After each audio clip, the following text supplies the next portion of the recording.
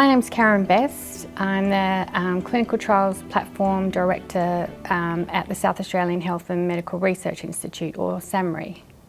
My role is very varied. The main purpose of the Clinical Trials Platform is to help the researchers within SAHMRI to get their clinical trials done in an effective way, with high quality and with speed and efficiency. So that means we get to work with researchers from all different areas, all different fields, from oncology to nutrition to paediatrics. So it's really rewarding to help these researchers and translate their findings hopefully into clinical practice.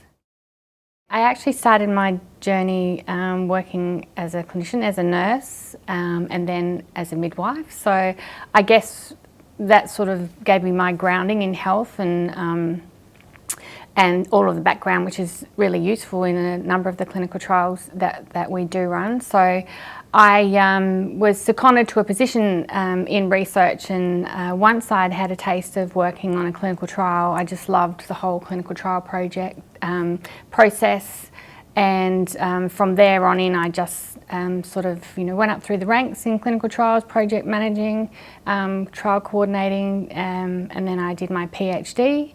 And here I am today, Senior Research Fellow and Director of the Clinical Trials Platform.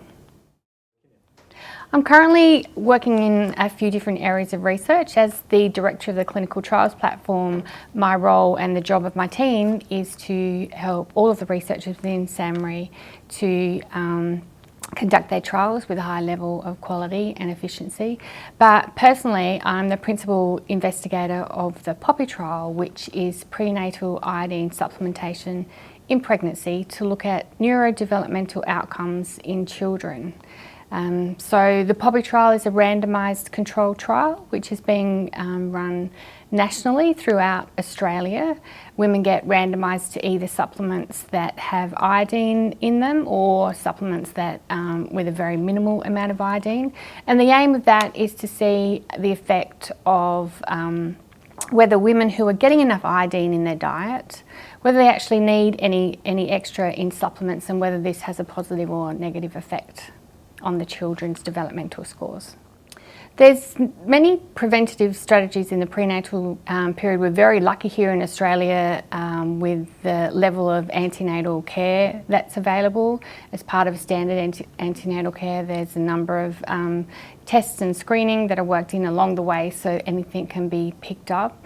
As far as the research is concerned, we're attempting to embed an omega-3 testing program based on all of the findings of our research, where we identified that women with low omega-3 in early pregnancy, if they are then supplemented with omega-3, it can reduce their risk of preterm birth. So that's one area of prevention that over many years of research in omega-3 in pregnancy, it's finally reached that stage where we're trying to embed that in practice to see if we can have an effect out in the real world setting, the same effects that we saw in the clinical trials and the systematic reviews that we'd done with omega-3. When I was nursing, you're helping one family a day. In research, it's still that desire to help others, and you can do it on a much broader scale when you're running a large trial and getting answers to questions that will improve health or help cure disease or prevent future problems. So it really is that drive to feel like I'm making a difference and helping people.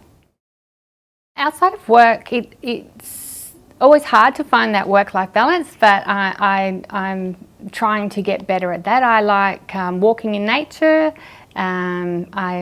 Pilates. I'm trying to increase my the amount of time I spend on my creative side, with whether it's sewing or photography, just trying to tap into that a little bit more, because so much of work is not so much like that. So yeah, reading, just relaxing when I get the time off work.